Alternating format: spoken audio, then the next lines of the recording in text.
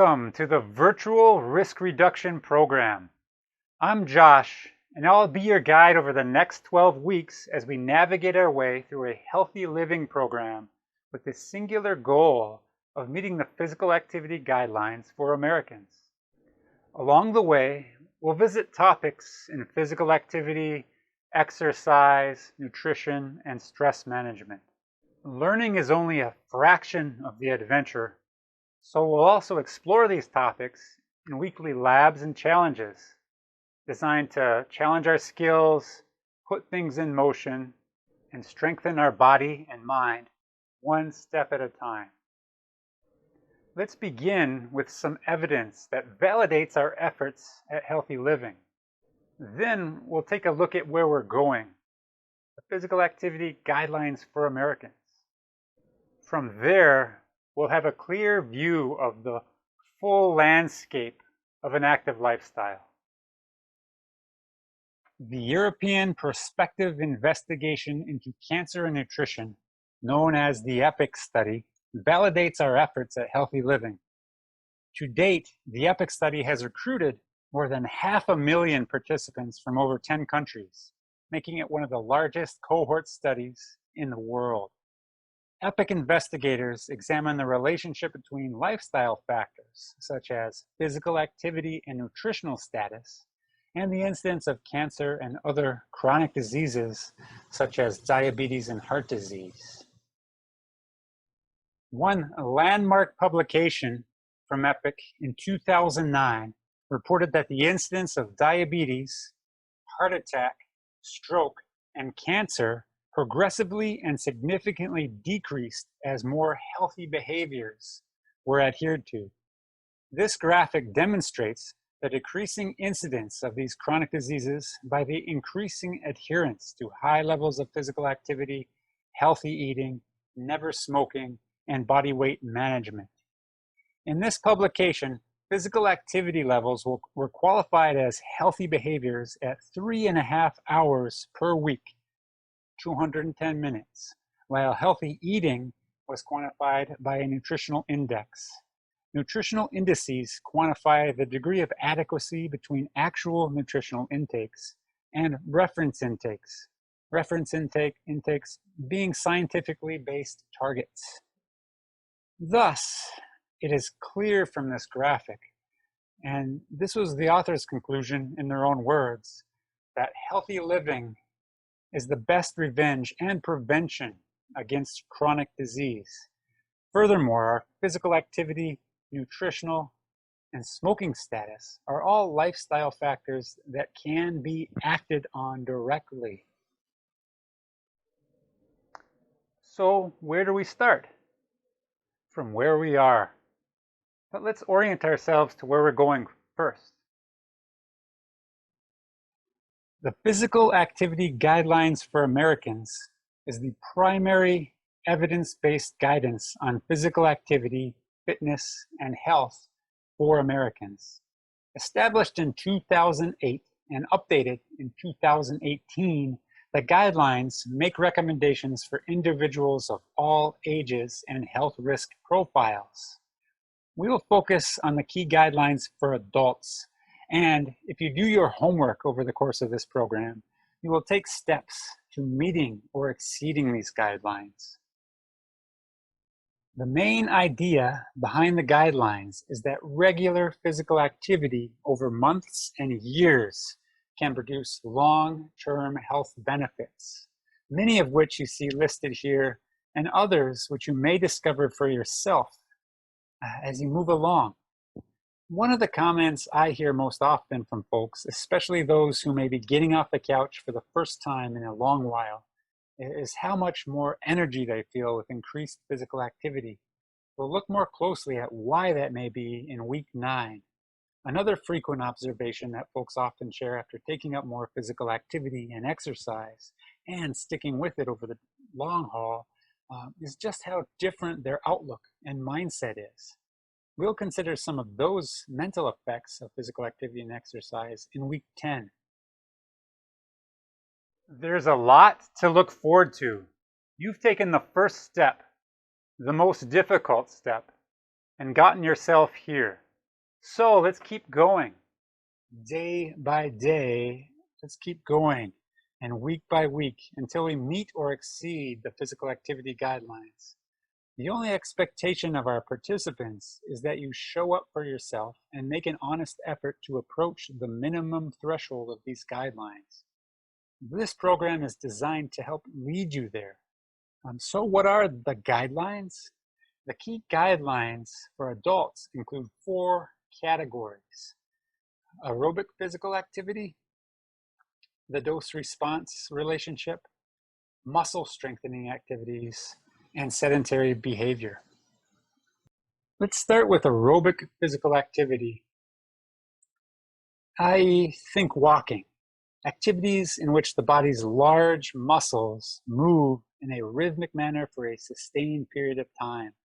The guidelines state that for substantial health benefits, adults should do at least 150 minutes of moderate intensity aerobic activity per week.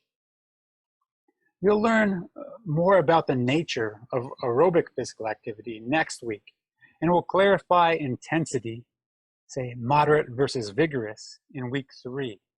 For now, we need to know that our 3-month goal, at a minimum, is a duration of 150 minutes of activity per week. Don't worry, you can be sneaky with some of this time.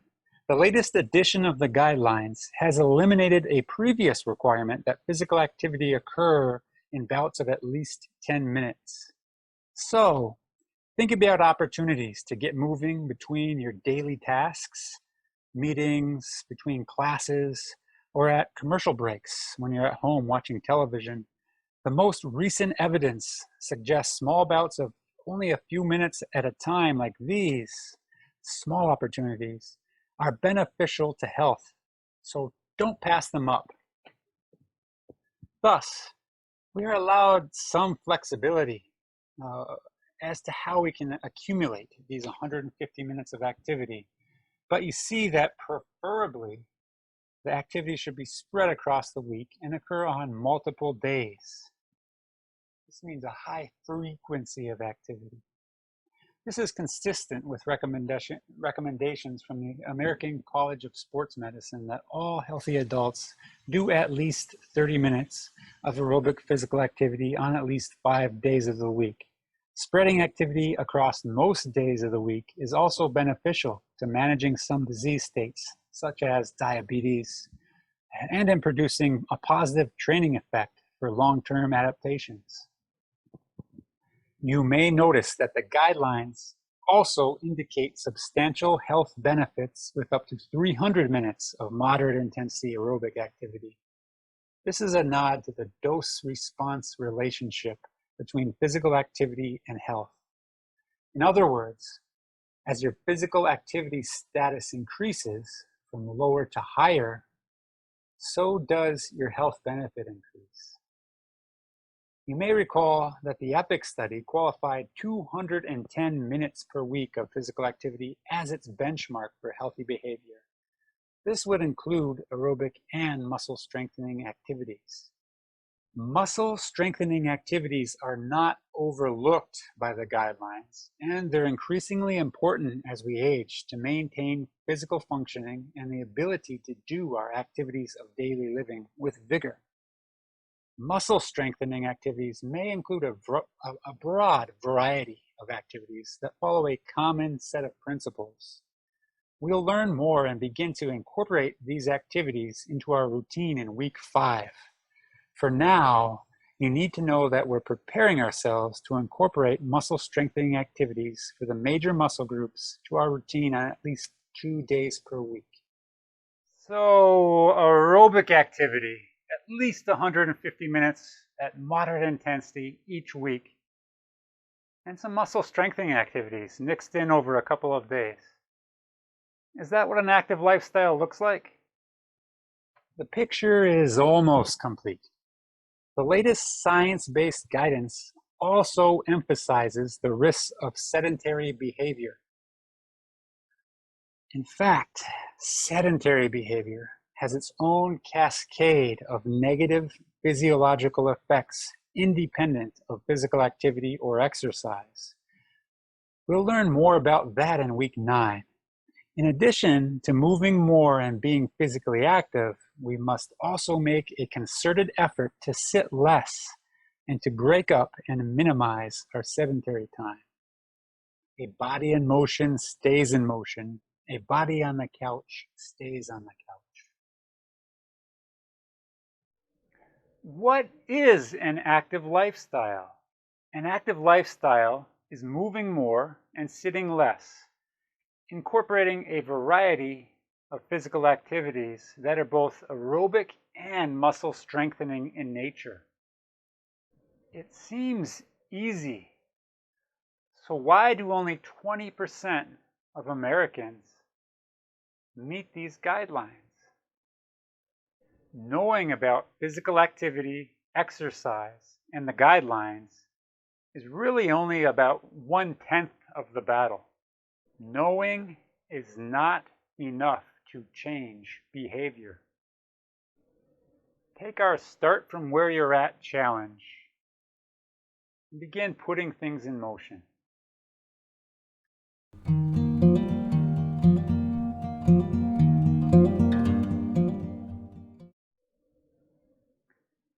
We don't have to meet the physical activity guidelines in 1 day, 1 week, or 1 month.